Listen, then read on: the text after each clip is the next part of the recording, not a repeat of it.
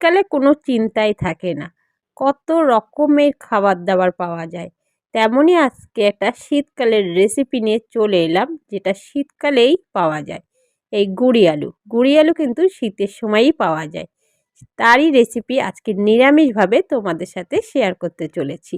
তো এখানে আমি গুঁড়ি আলু নিয়ে নিয়েছি। গুঁড়ি আলুটা বটি দিয়ে বা ছুরি দিয়ে হালকা একটু ঘষলেই কিন্তু পরিষ্কার হয়ে যাবে। এই দেখো, পুরো আলুগুলিকেই কিন্তু আমি পরিষ্কার করে নিয়ে ধুয়ে নিয়েছি। এদিকে মিক্সিতে টমেটো, আদা, একটা কাঁচা লঙ্কা একসাথে একটা মিহি পেস্ট করে নেব। তো একসাথে খুবই সুন্দর একটা মিহি পেস্ট করে নিয়েছি। এদিকে গ্যাস ধরিয়ে গ্যাসে কড়াই বসিয়ে, কড়াইতে কিছুটা আমার তেল ছিল, সেই তেলেই আমি রেসিপিটি তৈরি করব। দিয়ে দিলাম সেই তেলে দারচিনি, এলাচ, শুকনো লঙ্কা, লবঙ্গ, তেজপাতা। ফোড়নটা একটু ভাজা হলেই দিয়ে দিচ্ছি গুঁড়ি আলুগুলিকে। দিয়ে তেলের সাথে একটু ভালোভাবে মিশিয়ে নিয়ে স্বাদ মতো নুন আর পরিমাণ মতো হলুদ গুঁড়ো দিয়ে গ্যাসের ফ্লেমটাকে হাইতে রেখে 2 মিনিট আলুগুলিকে ভেজে নেব। শীতকালে কিন্তু গুঁড়ি আলুর দমে নিরামিষ হোক বা আমিষ দুর্দান্ত লাগে।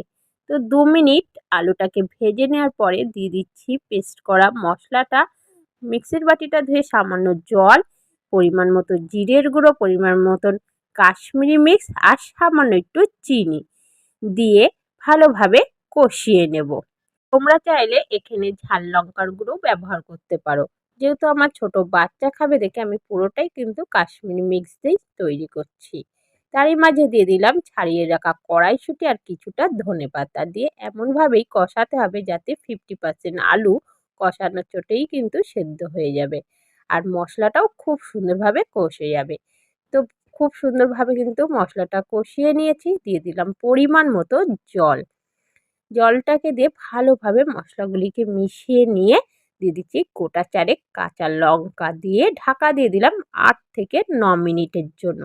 8 থেকে 9 মিনিট পর আলুগুলো কিন্তু খুব সুন্দরভাবে গলে গেছে, একদম মোমের মতন। দেখেই বুঝতে পারছো আলুগুলি কত সুন্দরভাবে গলে গেছে।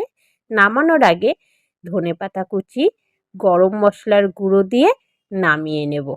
পুরো রেডি হয়ে গেল কিন্তু আজকের খুবই সুন্দর একটি নিরামিষ আলুর দমের রেসিপি। কেমন হয়েছে এই গুঁড়ি নিরামিষ আলুর রেসিপিটা অবশ্যই কিন্তু কমেন্টে জানাবে। আর কাদের এই নিরামিষ আলুর দম শীতকালে খেতে ভালো লাগে অবশ্যই তারাও কিন্তু কমেন্টে জানাবে। তো রেসিপি ভালো লাগলে অবশ্যই, যেসব বন্ধুরা আমার চ্যানেলটিকে এখনও সাবস্ক্রাইব করেনি তারা চ্যানেলটিকে সাবস্ক্রাইব করে পাশে থাকা বেল আইকনটি ক্লিক করে দিও। আর ফেসবুক থেকে যারা দেখছো চ্যানেলটি ফলো করে দিও।